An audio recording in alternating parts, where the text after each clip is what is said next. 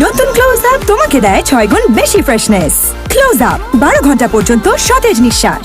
ময়মনসিংহ দক্ষিণ জেলা বিএনপির যুগ্ম আহ্বায়ক গফরগাঁও উপজেলার পাগলা থানার ডক্টর মোফাক্খরুল ইসলাম রানার নির্দেশনায় গফরগাঁও উপজেলার ছাত্রদলের আহ্বায়ক মোহাম্মদ মুক্তার হোসেনের নেতৃত্বে আওয়ামী ফ্যাসিবাদ ও দুঃশাসনের আমলে মামলা হামলা ও ফ্যাসিবাদী জুলুম নির্যাতনকারীদের বিচারের দাবিতে গফরগাঁও উপজেলা রেলওয়ে স্টেশন চত্বরে 6 অক্টোবর রোজ রবিবার দুপুর 12টায় বিক্ষোভ সমাবেশ অনুষ্ঠিত হয়।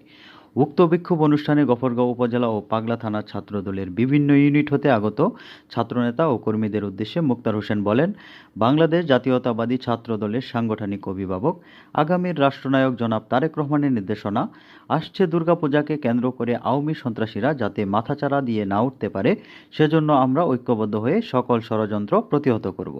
সামাজিক ধর্মীয় সংস্কৃতি, দেশ ও দলের স্বার্থে জাতীয়তাবাদী আদর্শের সৈনিকেরা কখনো বিচলিত হয়নি। হামলা মামলার ভয়ে কখনো আমরা দমে যাইনি। এইবার গফরগাঁও উপজেলার যতগুলো পূজা মণ্ডপ অনুষ্ঠিত হবে, আমরা বাংলাদেশ জাতীয়তাবাদী ছাত্রদল প্রত্যেকটি পূজা মণ্ডপ পাহারা দেওয়ার দায়িত্ব নেব ইনশাল্লাহ। অপশক্তির বিরুদ্ধে আমরা প্রস্তুত আছি। ছাত্রদলের বিরুদ্ধে জিহাদ ঘোষণা করেছিল, তারপরে ওই 17 বছরে ছাত্রদল রাজপথ ছেড়ে চলে যায়নি। প্রতিষ্ঠার মালিক শেখ হাসিনা নিজেই পালিয়ে গিয়েছে, কিন্তু তাদের দোষরা এখনো দাপিয়ে বেড়াচ্ছে।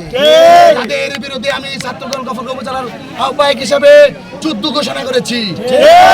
যেখানে হয়েছে চাঁদাবাজি সন্ত্রাসী করবে, সেখানে ওই ছাত্রদল প্রতিরোধ ডক্টর মোফাক্খরুল ইসলামের নেতৃত্বে গফরগাঁও উপজেলা ছাত্রদলের নেতৃত্বে বিক্ষোভ সমাবেশ প্রতিবাদ মিছিল করেছি।